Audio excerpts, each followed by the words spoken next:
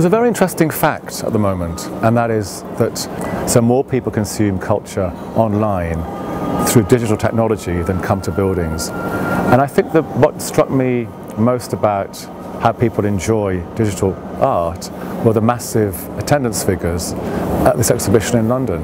It was one of our most popular shows ever. Not just with young people, but with older people, middle-aged people, students, teachers, artists, because we all use technology and we're all interested in technology.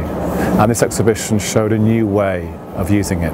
For most people today, or to date, they've seen technology as very functional. You know, we use technology to operate our homes, to book holidays, to surf the net, to communicate.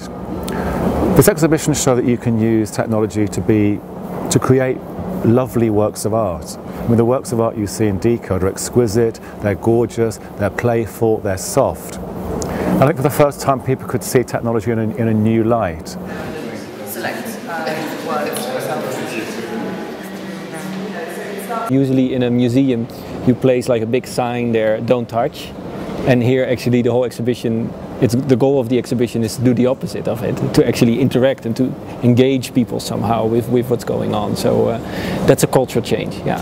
Very famous art can still be playful and that you can be sort of a part of that, yes? So it's open for your input. Obviously there are some very enjoyable, fun pieces in Decode, and there are artists and designers who are using that kind of playful area in their work.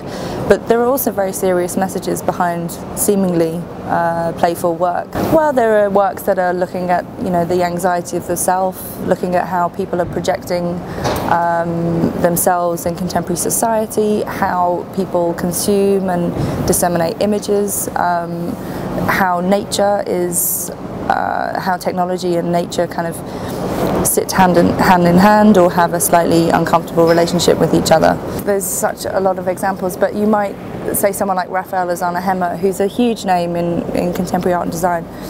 He is asking us to kind of look at how images are disseminated on the internet. So you see kind of maybe some playful kissing images, you're drawn in, and then you start to think about, you know, how images are consumed on the internet, how freely they are, and what type of images are being consumed. Making good art is always about something old, something new, something borrowed, something blue. It's about merging realities, yes? I mean, it's about showing that art is not about static and being defensive and being classic, but it's also that the new world will be interactive and sustainable. I think every artist which is considered classic right now at that time was avant-garde and continuously misunderstood and misinterpreted, and you feel that with this art as well. Like 3-4 years ago, people said, what is it? And it's technology, and it doesn't have a soul, and all that sort of very old-fashioned idea about. Because for me, it doesn't matter if you use a piece of charcoal or a computer chip. You know, it's a tool. It's about what you want to tell. You know, what the idea behind is and how you want to provoke your audience. And I mean, the appearance and the type of tools doesn't really matter. For me, this is a new way of storytelling.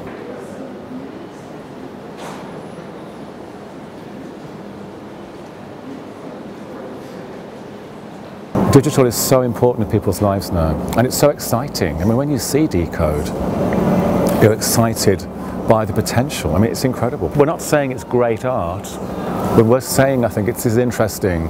This is an interesting form of creativity. I would hope that lots of young people will come, and it'll be their first introduction to contemporary culture, which is what the Garage, after all, is all about. I think it's a whole new field. It's a whole new field, especially in this region, which is not necessarily technology driven, let's so to speak. I mean, it's not top of their agenda.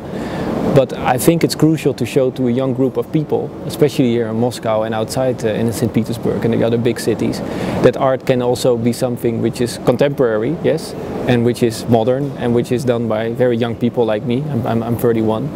And which at the same time is high end and is being shown in the big musea worldwide, to sort of show that art is not something just holy, which is out there somewhere high above us in the sacred cathedrals, but it's something which operates within the now.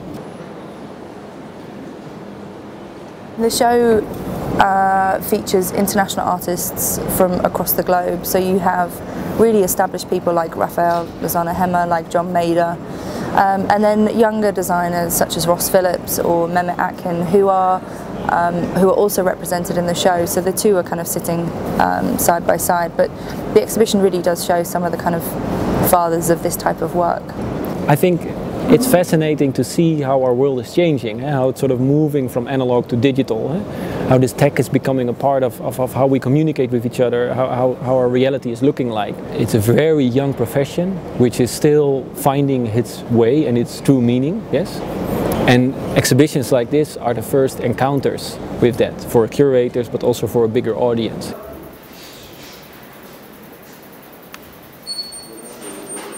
Yes.